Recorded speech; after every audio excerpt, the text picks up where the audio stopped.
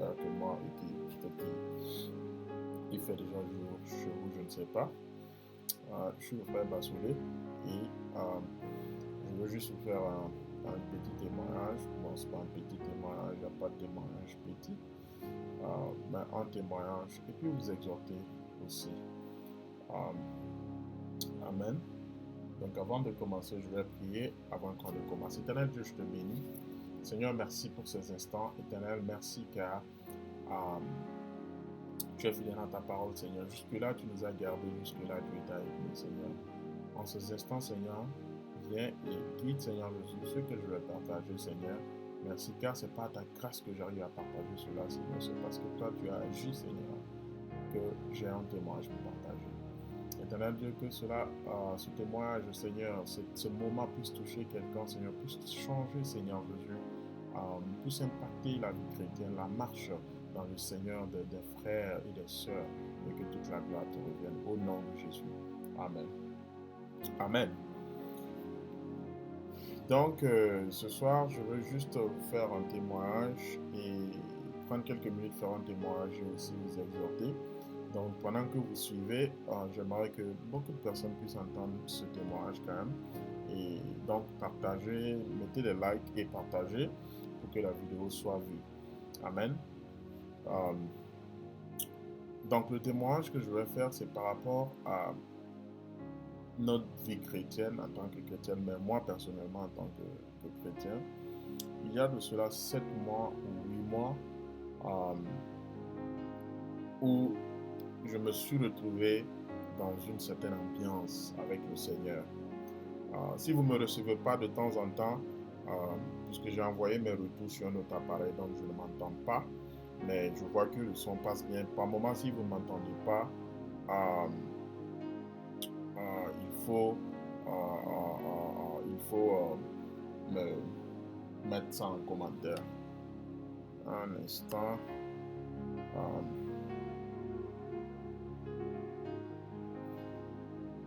Un instant. Voilà, je veux juste régler ceci.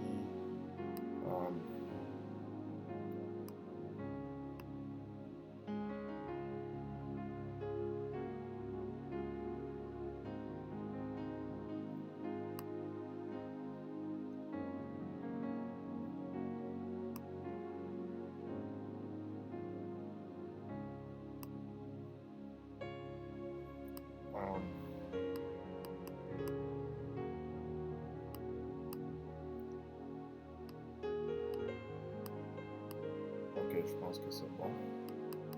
On dirait que la vidéo ne passe pas. Ce n'est pas très fluide, on me dit.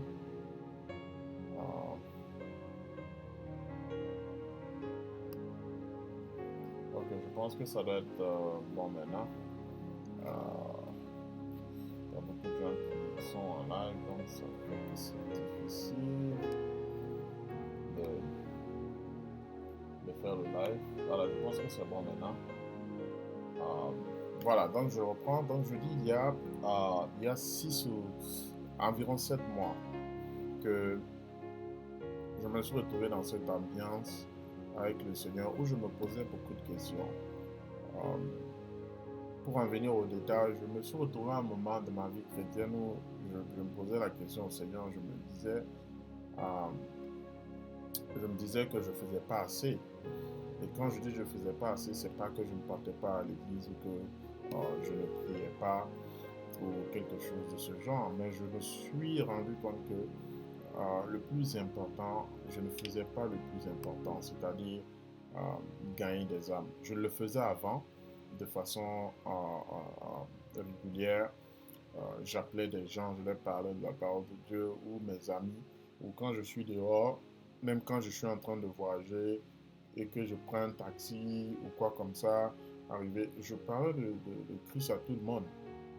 À un moment, je me suis rendu compte que j'ai arrêté un peu ça. Ce n'est pas comme si je m'étais assis par décision et je dis non, je ne vais plus, je ne vais plus, je ne vais plus le faire. Mais c'est arrivé comme ça. Vous voyez, c'est arrivé comme ça. Et puis voilà. Donc je me suis retrouvé à me poser beaucoup de questions. Et dans cette période, le Seigneur me parlait beaucoup des âmes. Et je me suis vraiment rendu compte que la vie chrétienne sans le gain des âmes n'est pas, n'est pas complet. Ouais, n'est pas complet. Donc, je me posais beaucoup de questions et je commençais à passer beaucoup de temps encore dans la prière en demandant, en demandant au Seigneur de me guider dans ce sens parce que je voulais faire cela plus. Je voulais faire cela beaucoup, c'est-à-dire habituellement, je voulais me mettre dans l'habitude de faire cela. Et c'est dans ça que le Seigneur commence à me montrer quelqu'un euh, à qui je devais partager l'évangile, une personne que je devais évangéliser. Et cette personne, c'était un collègue à moi, mais quelqu'un qui travaille avec moi, mais je suis son responsable. Donc, Dieu me met à cœur de parler à cette personne il y a 7 mois environ. Donc, chaque fois je vais au travail, mais je me retiens, je ne parle pas de la parole de Dieu à la personne. Euh, Dites-moi, mettez des commentaires pour me dire si le son est bon ou pas, parce que comme je dis, je n'arrive pas à me voir. Donc, il va falloir que, il va falloir que vous me signalez. Voilà, si vous avez des problèmes au niveau de... Ok, on me dit que le son est faible. D'accord, le son est faible, le son doit être bon maintenant. Euh, le son doit être bon. Donc, en ce moment, donc, le Seigneur me met à cœur de parler à euh, à ce collègue. Vous voyez? Et moi, qu'est-ce que je fais? Chaque fois que je vais au travail, je me retiens. C'est-à-dire, je me retiens et je ne parle pas. Voilà, c'est-à-dire, je vais, mais je ne parle pas. Je le vois, je dis, ok, aujourd'hui, le son est faible, le son doit être bon maintenant. Oh, j'ai un retour qui vient là. Wow. En ce moment, c'est pas facile les lives, tout le monde fait les lives. Donc je vais au travail, je le vois, mais je me retiens quand même. Je ne lui parle pas de la parole de Dieu. Je suis rentré dans un calcul humain. Je dis, mais si je lui parle, je suis son responsable, je suis son patron. Entre lui et moi-même, il y a un autre patron. Je dis, tu vois, on est au travail, si je lui parle de l'évangile, si je commence à lui parler, voilà, avec beaucoup de lois ici, je suis rentré dans ces calculs humains. Je ne me reconnaissais même pas parce qu'avant, moi, je partais dehors, puis moi, je parlais de l'évangile aux gens. Et cette habitude, j'ai acquis cette habitude depuis que j'étais à l'école, dans les groupes bibliques. Au pays, généralement, vous savez, ça s'appelle GB ou GBU, groupe biblique universitaire. On s'engageait, voilà. Et pour que dans le milieu étudiantin, on puisse impacter. Donc, pendant 7 mois, je vous dis que c'était devenu un fardeau très lourd dans mon cœur que quand je me réveille, le matin, ça me vient dans les pensées. Parfois, j'ai partagé à ma femme, je dis à ce gars-là au travail, le Seigneur me met à cœur de partager la parole de Dieu avec lui. Mais, tu vois, je ne le fais pas. Donc, je commence à raisonner moi-même. Je dis, non, Dieu même comprend. Il sait que c'est pas facile. Il sait que c'est ceci. Chaque fois que le volume n'est pas bon, quelque chose, mettez un commentaire, je vais arranger. Puisqu'en ce moment, beaucoup de gens sont dans les lives, donc c'est compliqué. Donc, et cela se répétait. Chaque fois, je vais au travail. Mais quand il s'agit de lui partager la parole de Dieu, je ne fais pas. C'est-à-dire, je ne le fais pas. Quand il s'agit de lui partager la parole de Dieu, je ne le fais pas. Euh, et je faisais cela, mais mon corps était devenu lourd. Et du début, je vous dis que dans la prière, quand je prie, je peux prier pour toutes choses. Mais après, le Seigneur m'interpelle. Et cette personne-là, depuis là, je te parle, hein, une sorte c'est comme ça que le Seigneur me parlait. Mais depuis là, tu ne le fais pas. C'est-à-dire que je ne pouvais plus me détacher de cette pensée. Pendant 7 mois, chaque jour, je vois le monsieur, mais je ne lui parle pas de la parole de Dieu. Et récemment, pour raccourcir l'histoire récemment, le Seigneur a fait grâce. Il y a 3 semaines, je suis allé au travail. Ce jour-là, le Seigneur ne m'a jamais interpellé de la sorte. C'était fort en moi que quand je conduisais, parce que généralement le matin sur la route, je passe mon temps à écouter de l'adoration. Je prie sur la route beaucoup jusqu'à arriver avec le trafic. je prie fort, je prie pour la journée et tout, voilà. Mais ce jour, quand je me suis levé, je suis arrivé. Dès que je suis arrivé au bureau, je me suis assis. J'ai entendu audiblement comme ça, comme si le Seigneur me parlait. Le Seigneur dit, aujourd'hui, tu ne sors pas de ce lieu sans évangéliser ce monsieur. Donc, du coup, les mêmes calculs humains m'ont saisi à nouveau et j'ai commencé à dire, ah, mais si je lui parle de l'évangile, voilà, voici, et s'il n'accepte pas, et s'il il transforme ça en un problème, genre, je suis en train d'amener la religion au travail et tout ça. Or, généralement, je sais vraiment comment me surpasser de ce genre de choses, comment surmonter ce genre de situations, mais vous savez, quand il s'agit du gain des âmes, l'ennemi ne dort pas. Amen. L'ennemi ne dort pas. Dans ce jour, on a travaillé ensemble et tout et tout. Et je suis allé lui dire quand il était l'heure de la fermeture, je suis allé lui dire, il s'appelle Aaron. Je dis son nom, il n'y a pas de problème. On est en communication. Je suis allé lui dire, je dis, Aaron, c'est un Américain. Il dit, tu as fini? Il dit oui. Je dis, si tu finis de ranger tes choses, viens me voir au bureau avant de partir. Il m'a regardé, il m'a jeté un regard. Vous voyez, quand ton patron te dit de venir le voir, généralement, surtout quand il n'y avait pas de situation, tu ne sais pas si tu as gaffé, comme on dit, tu ne sais pas si tu as fait quelque chose, tu ne sais pas vraiment ce qui t'attend.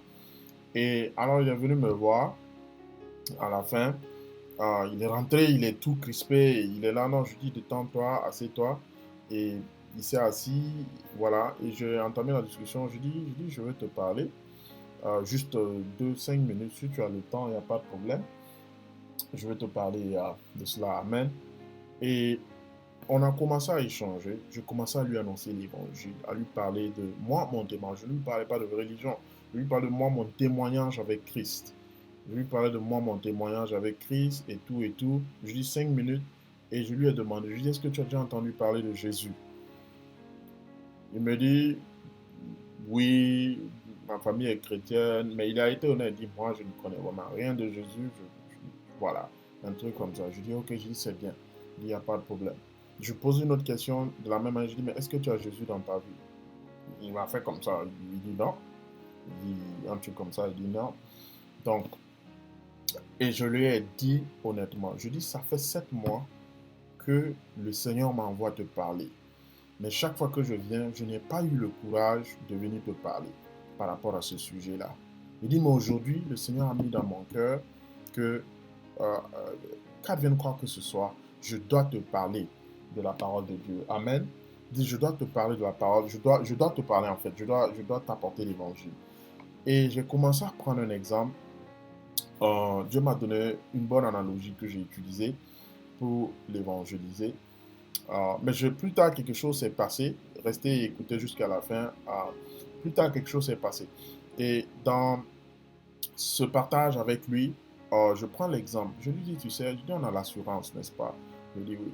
Il dit, mais tu sais que quand tu payes ta voiture et tu n'as pas d'assurance, le fait que tu n'aies pas d'assurance n'empêche pas la voiture de démarrer et de bouger. Il dit oui, oui. Je dis, n'est-ce pas? Il dit oui.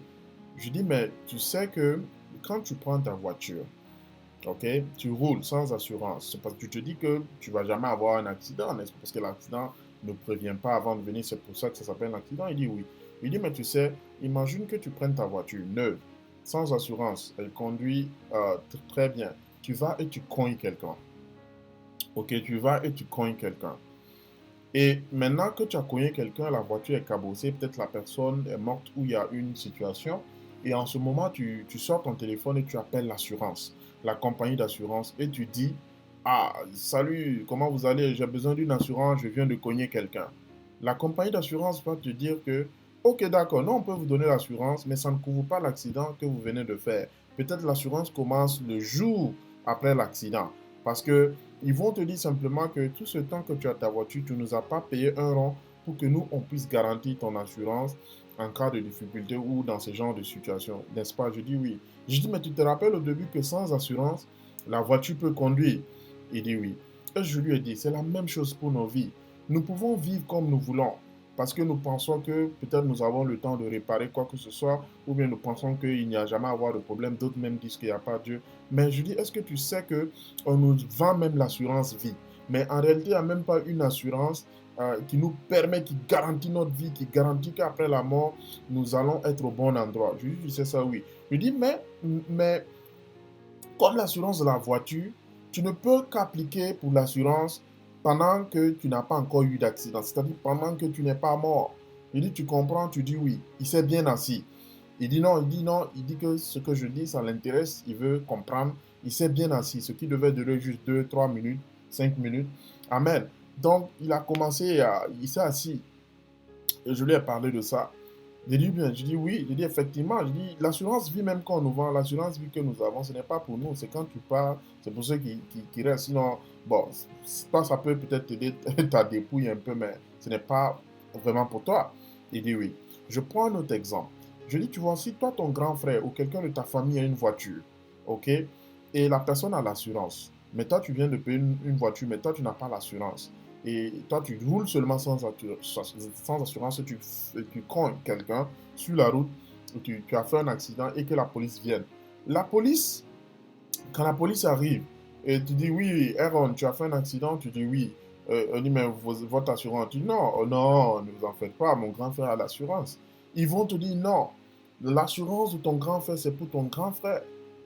L'assurance de ton grand frère, ici, on n'avait pas mis que ça couvrait ta voiture.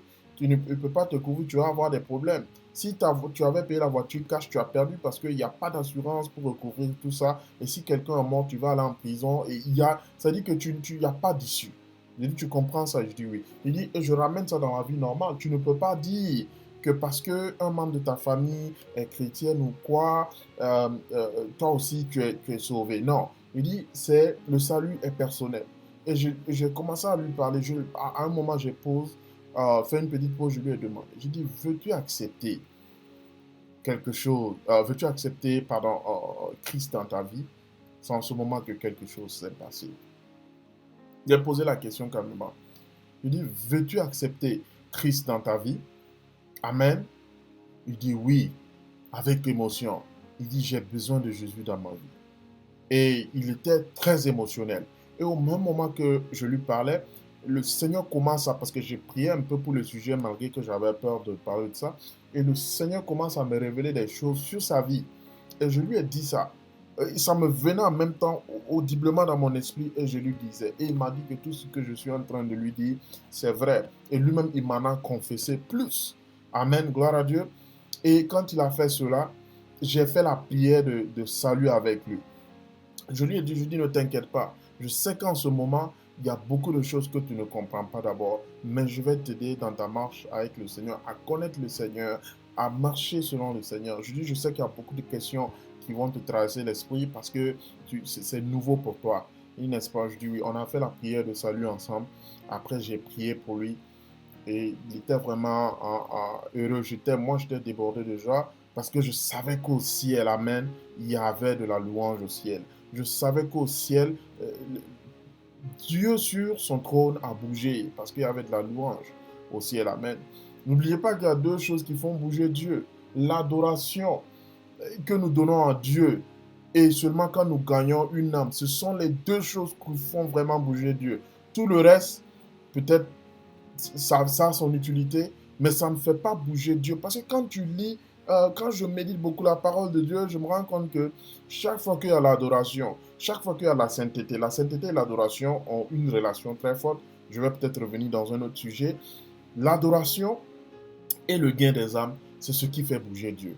Amen. Mais une autre chose s'est passée après qu'il a accepté Christ. Moi, le retour, j'étais sur le highway, j'étais en train de conduire, j'étais vraiment content. Je conduisais et puis, voilà, j'étais content dans l'euphorie parce que c'est quelque chose que je faisais avant, que j'avais arrêté et que maintenant, Dieu m'avait permis de reprendre cela. Et je dis, pendant une année comme ça, moi-même, je viens à l'église, je prie, bien sûr, je fais tout, mais je sentais que, comme on dit, c'est fade, il n'y a pas de sel dedans. Chrétien, être chrétien là à l'église, prier, tout ça, c'est bien. Mais quand on ne gagne pas des âmes, ok, la mission est incomplète. Mais je vous dis ce qui s'est passé. Donc après, il est rentré, moi aussi j'ai pris la route, je suis rentré et en route, voilà, j'étais content, je chantais dans la voiture, je partais, et je me disais que j'avais retrouvé ce que j'aimais faire avant. J'étais vraiment content. Mais comme je dis, quelque chose va se passer. Le lendemain, sachez qu'on ne se verra pas. Attention, il n'est pas mort. Le lendemain, il a été renvoyé du travail. Dis Amen, n'aie pas peur, dis Amen. Il a été renvoyé du travail, pas parce qu'il a accepté Christ, mais avec la crise sanitaire que le monde traverse et les compagnies où les employeurs sont forcés à compresser, on l'a laissé partir. Donc il a été renvoyé et on ne s'est plus vu, si ce n'est que par le téléphone.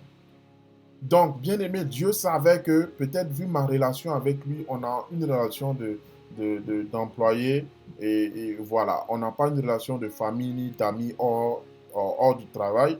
Peut-être le Seigneur savait que pour que lui, il puisse accepter l'évangile, peut-être c'était physiquement. Et ce jour, je vous dis que la pression était lourde sur moi. J'étais au travail, je travaillais, mais ma tête n'était pas dans le travail. Ma tête, je vous dis honnêtement, ma tête n'était pas, mes pensées n'étaient pas dans le travail. Parce que tout ce que j'essaie de faire, c'est ça qui revient. Seigneur dit, tu ne parles pas à ce monsieur sans sortir. Vous voyez, et il a été renvoyé. On a communiqué, je lui ai conforté et tout, et tout, et tout. Mais il a gardé un moral très haut et nous continuons de communiquer petit à petit afin qu'il puisse s'enraciner et